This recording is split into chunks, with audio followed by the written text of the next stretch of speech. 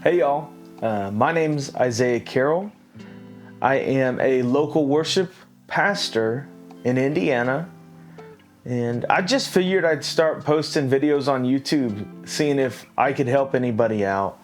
There's not a whole lot of information out there for worship leaders on real practical worship theology and practice. It really seems to be an uncharted area. A lot of it, unless you're going to school for it, seems to be musicians getting into the church just because they're great musicians and starting to lead worship in that way. And there's a lot of value to that. And there's a lot of people in this world that are that way.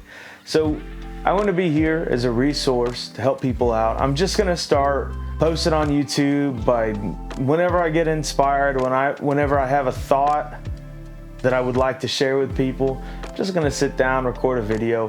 I'm just at home making this video. They're not gonna really be anything special, no beautiful production, I can't imagine. But I really do hope these help somebody and encourages them, because I know, especially in the season of life I'm in, worship leading can be very lonely, especially being on staff at a church worship leading or being the worship pastor, the worship leader for a church. There's not a whole lot of community surrounding it.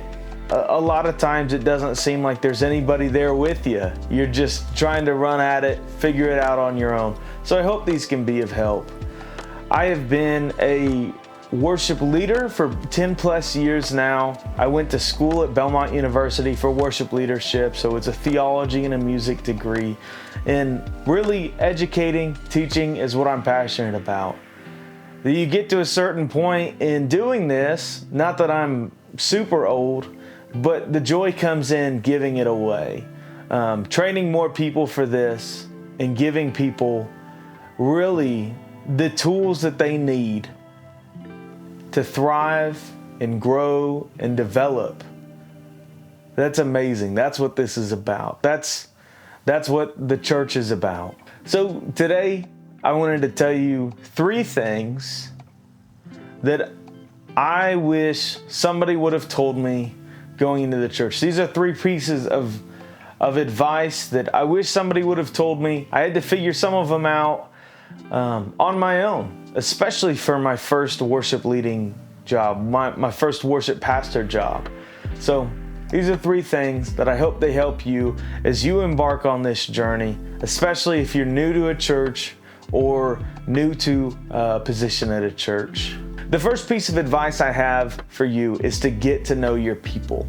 Get to know every single volunteer that you're accountable for. I know some churches you'll just be accountable for the people on the platform, the musicians. In other churches, I know you'll be accountable for the tech team as well, and sometimes even the entire creative ministry. But these people know that church better than you do, and they are going to be your cheerleaders.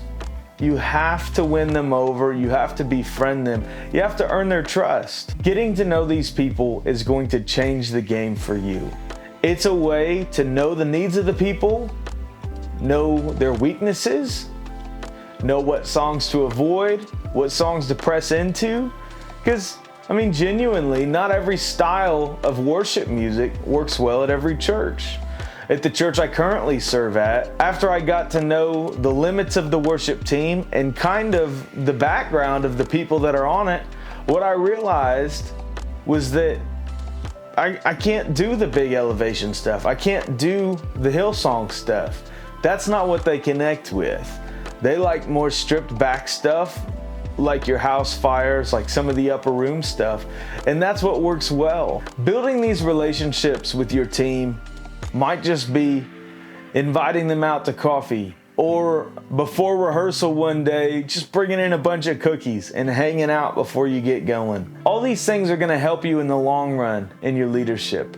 Once you know these things about people, once you know who they are, once you know their family, once they know you care about them, you're better able to pour into their lives and also challenge them in their musicianship. The second thing I wish somebody would have told me before my first church was to take charge. Whoever it is that's hired you, whoever it is that's brought you in, has brought you in for a reason. Maybe that reason is you were the only person there that could do the job, but either way, they trust you. Your vision for the worship at that church is just as important as the pastor's vision for the church. I've seen a lot of worship leaders get into positions where they've tried to create a collaborative environment. And honestly, there's nothing wrong with that, as long as your team members know who gets the final say. You're in that position for a reason. You are accountable for what happens, so at the end of the day, you get a final say. And they should know you enough to respect you in that. This is not a dictator-led worship team. This is respect for the gift and the place that you're in. Creating a collaborative worship community is amazing. There's a time and place for that. Sometimes there'll be gatherings where that's encouraged, where that's necessary. But there are other Sunday mornings where you're cutting it close to the wire. You're trying to get people set in, set out. If everybody has an idea of how you're gonna do this song, you're never gonna get through it. And you only got 20 minutes before people start showing up. So take charge.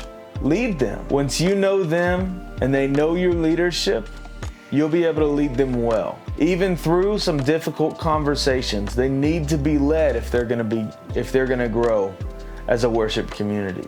The third thing is to earn their trust. I found so many churches where Sunday mornings, Wednesday nights, or whatever day their worship gatherings are, those are just pedal to the metal. Let's get through the songs. We got tracks, so just follow along the guide in your ear.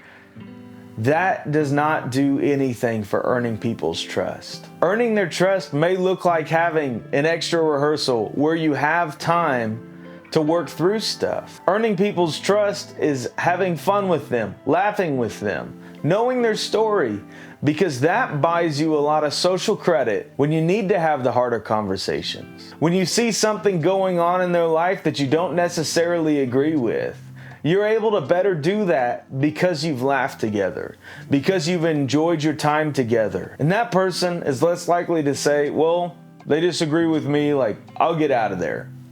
No, if you have earned their trust, that person has a higher likelihood of sticking with you, even after you work through that guitar part that frustrated them so much, or after you did that one song that they don't like. There's a lot of churches where all of their gatherings are so serious. There's not anywhere in the Bible that says seriousness is a fruit of the Spirit, but joy is.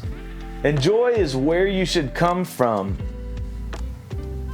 if you're full of the Spirit. Laugh together, have inside jokes with your team, spend time together, have cookouts, do appreciation dinners. These don't have to be big extravagant things. They can be grabbing the church credit card, grabbing a grill, and cooking out right before rehearsal one day. It's not a hard thing to do, but earn their trust. Make sure they feel appreciated. I guess this is number 4.